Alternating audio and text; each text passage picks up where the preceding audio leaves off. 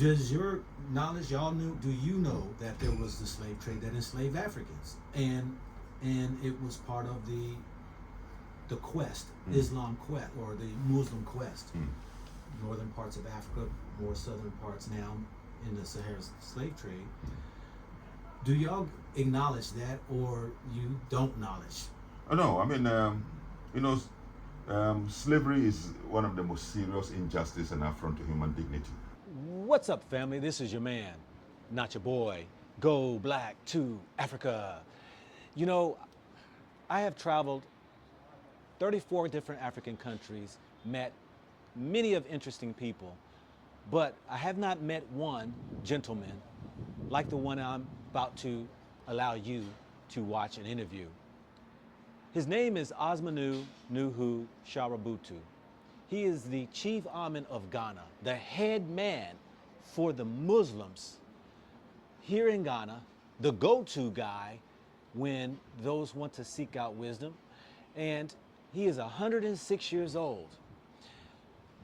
Thank you to my friends who made this happen, because I wanted to ask some interesting questions to him. You're gonna hear these questions, but just for you, to give you just up front, one of my questions that bothered me as I traveled to Africa and spoke with many Muslims is that many disagree when I state that the Arab Muslims put Africans into slavery and caused Islam to spread really by wars. Many object to that, but I wanted to ask the question. In this interview, to our dear brother, Asmanu Nuhu Sharabutu, I love that name. His spokesman, who's been with him for many years, will be answering the questions because of the Amon's age, and that he's already heard these questions before, and to move the interview along because they had a lot of people sitting out there waiting for him, he went on to answer these questions in his presence. What's the history when Islam came to Ghana? Yeah, so for those questions, old man, you know, age. Yeah, age, I know. And he's not in the mood to. I understand. So probably some of the things, some of us will just.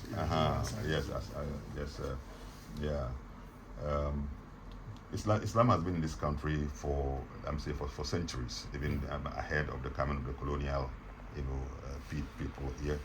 It came through the activities of scholars and traders who have come from Nigeria and other West African countries.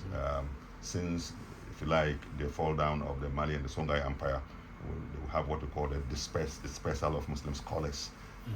And so traveling through Timbuktu, and then coming to the northern part of the country, they entered into this country. So Islam in this country has been in this country for the past centuries. Okay. Yes. Was he born and raised into Islam? Yes, I mean he was born. I mean he's our Mufti. He was born and bred. He is a descendant of the first constabulary of military and police people who were brought in from Nigeria into this country. In fact, he is not the first generation of Muslims in this country. So if you talk about centuries, he is now 160 years. Yes. So centuries before him, Islam was in this country. So he was born and bred, as a Muslim, into what we call the Tijaniya mystical confraternity. Okay. So that's why he has risen to become a sheikh today, having learned under the feet of the Grand Sheikh, Sheikh Ibrahim Niasse of Senegal. So currently he is one of the few, if you like, if I'm not lying, I say the only living student of Sheikh Ibrahim Niasse of that generation currently living. Yes. Okay. Yes. My other question I'm going to ask him, I know that Ghana, we got their independence in 1959. Yeah, 57. 57. 57, yeah. And I wanted to ask him, because he's many years now, how was it for the people being under colonial rule? Yes, I mean, like bondage is not a good thing. I mean, it takes away, your dignity and honor. So for you to be freed from any kind of bondage and colonialism, it gave an air of hope and joy and happiness that we are no more under the yoke of colonialism. That has kept us, in bondage for so many years before we attained. So for the country, independence comes with hope and national confidence, our patriotism to hold our own, and since then Ghana has been thriving as within the West African sub-region, the first African country to gain independence by Dr. Kwame Nkrumah. Of all of you have read about him and you know about him. So that's why he is our national hero, and whom we hold in high esteem. I'm sure they will take you around to go and see his mausoleum, where you pay your respect and homage to him. And currently, he is an historical icon and inspiration to our country, and we celebrate his birthday every year together with the national independence. Okay. I got two more questions because I know he's very busy. Yeah, I mean. One question I want to ask is, there are tribes, the God tribe or it's the Ashanti tribe, who may claim that they are the children of Israel in the Bible. Does he have knowledge of that or experience in those tribes? I think that's a matter for historians, but for him, having been born as a Muslim, we have lived with the Ashantis for a long time. In fact, Islam to gain root in this country, it has had to have a place in the Ashanti Kingdom palace, where the early Muslims who happened to be the secretaries, they were the lawyers, the magistrates in the palace of the Ashanti. So having come in and met the Ashantis already in the country, we did not give attention to where the Ashantis originated from. I don't think that there has been any such revelation to us that Ashantis trace their origin from Israel, because so many other tribes also try to create the impression that they trace their background from Israel. I think there sometimes we hear about the Ewes and the Gans also claiming that they also trace, and the Yorubas, some of them we hear, some of them they say they claim. But for us, where Ashantis originated from, all other tribes are no matter of importance for us, because now we have built interfaith and intertribal ethnic unity, and we are living in peace together. And now we live as a nation. We don't see ourselves as different tribes, but we think more as collectively as a nation. And so that is exactly how our mindset and now. Last question. I have spoke to many. I've traveled the world, and I have lived in many Muslim states, countries, and I find it here, especially on the west of Africa, in the Ghana region, that very few people have knowledge of the Arab slave trade. Many deny it. And I'm like, no, the Arabs, they know it.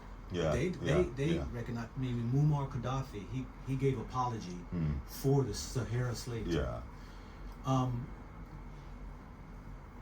Does your knowledge, do you know that there was the slave trade that enslaved Africans, and it was part of the quest, Islam quest, or the Muslim quest, northern parts of Africa, more southern parts now in the Sahara slave trade. Do y'all acknowledge that, or you don't acknowledge? No, I mean, slavery is one of the most serious injustice and affront to human dignity.